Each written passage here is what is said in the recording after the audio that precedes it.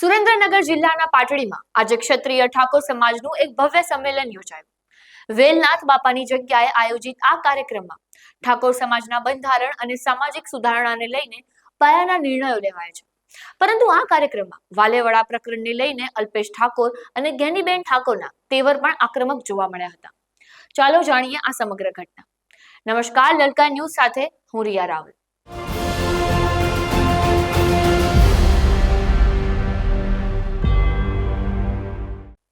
પાટડી દસાડાના આંગણે આજે ઠાકોર સમાજનો મહાકુંભ ઉમટ્યો હોય તેવા દ્રશ્યો સર્જાયા હતા। પાટડી દસાડા સહિત શંખેશ્વર, માંડલ અને બેચરાજી પંથકમાંથી હજારોની સંખ્યામાં સમાજના લોકો વેલનાથ બાપાની જગ્યાએ એકત્રિત થયા હતા। આ સંમેલનનો મુખ્ય હેતુ ઠાકોર સમાજના નવા બંધારણ પર મહોર મારવાનો હતો। સંમેલનમાં સમાજના આગેવાનોએ એક સુરે સંપૂર્ણ વ્યસન મુક્તિ, લગ્ન પ્રસંગોમાં થતા ખોટા ખર્ચ અને દેખાડા પર રોકટોક, સમાજમાં શિક્ષણ અને સંગઠનનું મહત્વ માટે આહવાન કર્યું હતું। કાર્યક્રમ દરમિયાન વાલેવડા ગામમાં દારૂના દૂષણને લઈને એક અરજદારે સાંસદ ગેનીબેન ઠાકોરને રજૂઆત કરી હતી। આ બાબતે સ્ટેજ પરથી જ પોલીસ પ્રશાસન સામે સવાલો ઉઠ્યા હતા। ગાંધીનગર દક્ષિણના ધારાસભ્ય અને ક્ષત્રિય ઠાકોર સમાજના પ્રમુખ અલ્પેશ ઠાકોરે આક્રમક તેવર બતાવતા દસાડા પીઆઈ સામે નિશાન સાધ્યું હતું।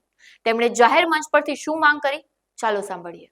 બહાર નીકળે, કુરિવાજોમાંથી બહાર નીકળ્યા માટે પાટડી દસાડા તાલુકાના ક્ષત્રિય ઠાકોર સમાજ દ્વારા એક બંધારણ સભાનું આયોજન કરવામાં આવ્યું। એમાં બંધારણ જે નક્કી કરવામાં આવ્યું છે એમાં કુરિવાજોમાંથી બહાર નીકળવું અને ખોટા દેખાડામાંથી બહાર નીકળવું એ પ્રકારનું બંધારણ, એની શુભકામના આપવા માટે આવ્યો હતો અને સાથે સમાજના દર્શન કરવા માટે આવ્યો હતો।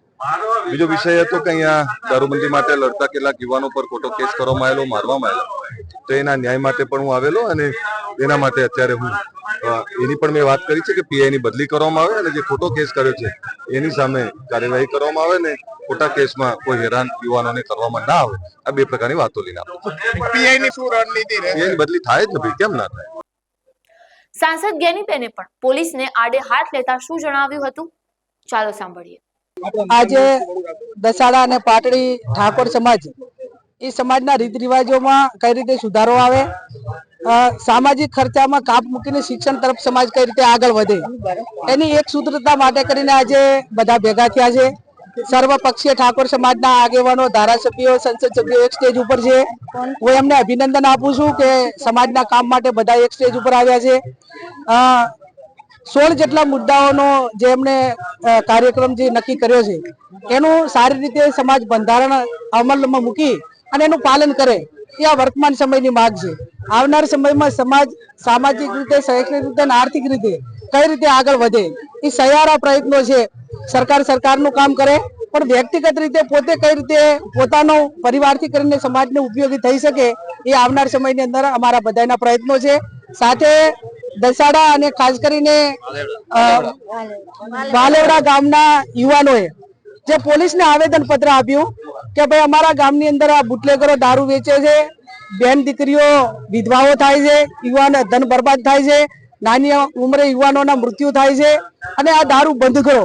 દારૂ બંધ કરવાના બદલે પોલીસ સામે જે તે પોલીસ સ્ટેશન એ યુવાનોને મારે અને એના ઉપલા અધિકારીઓ પોલીસ સામે કઈ કાર્યવાહી ના કરે, આવનાર સમયની અંદર પોલીસે જેને પણ માર્યા છે એની સામે કાયદેસરની કાર્યવાહી થાય એ પણ અમે માગણી કરીશું।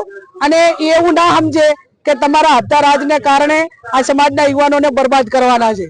સમાજ જાતે પોતાનું કામ કરવા જ્યારે હવે આગળ આવ્યો છે ત્યારે પોલીસનું કામ જેટલું કરવું હોય એટલું કરે, પણ સમાજ પણ પોતાની રીતે ધાર્મિક રીતે, ધર્મગુરુઓ હોય, સામાજિક રીતે હોય, આગેવાનો હોય, નાના ગ્રુપો બનાવીને સ્વયં રીતે દારૂબંધી થાય, વ્યસન મુક્ત થાય, તમામ પ્રકારની બદીઓમાંથી સમાજ નીકળે એ આવનાર સમયમાં મેં સાથે મળીને ભૂતકાળમાં કામ કર્યું છે અને આવનાર સમયની અંદર કરશું। Thank you.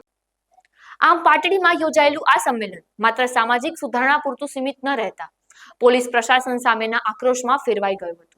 હવે જોવાનું એ રહેશે કે અલ્પેશ ઠાકોરની ચીમકી બાદ પોલીસ તંત્ર કેવા પગલા ભરે છે। ત્યારે તમારું શું માનવું છે આ વિશે કોમેન્ટ બોક્સમાં જરૂરથી જણાવજો અને અમારી ન્યૂઝ ચેનલ લલકા ન્યૂઝને લાઇક, શેર અને સબસ્ક્રાઇબ જરૂરથી કરજો।